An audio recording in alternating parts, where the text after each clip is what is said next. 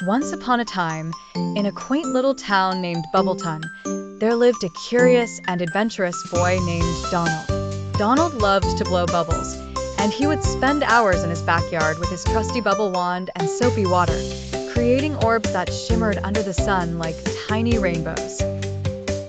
One breezy afternoon, as the clouds floated lazily across the sky, Donald concocted a new bubble mixture.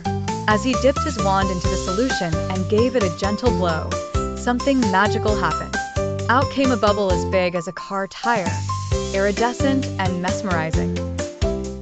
Donald stared at it with wide eyes, a gasp of wonder escaping his lips. To his surprise, the bubble didn't just hover for a moment and pop like usual.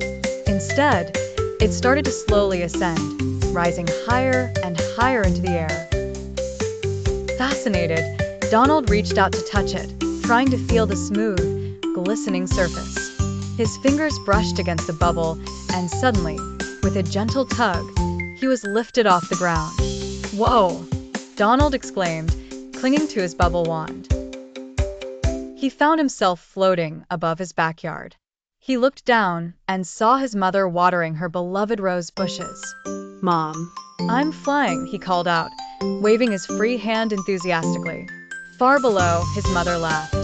"Have fun, Donald, but be back for dinner." And so, Donald's unexpected aerial adventure began. Over houses and lampposts he drifted, carried by an incredible gust of the east wind. He floated over his school, where he could see his friends pointing and waving, giggling at the sight of him in the sky. He floated past the busy town center, where adults paused mid-step, their mouths agape in astonishment at the boy in the bubble. As Donald soared across town, he began to worry about how he might get down. The bubble showed no signs of popping. He thought deep and hard, looking at the familiar streets and people below. Then an idea popped into his mind, just like the bubbles he used to blow. He could steer the bubble. Trying to maneuver with his body, he rocked gently from side to side. The bubble swayed with him, responding to his movements. Soon enough, he managed to guide it towards the big oak tree by the park, where he often played. "If I can reach that tree, I can climb down," he thought to himself.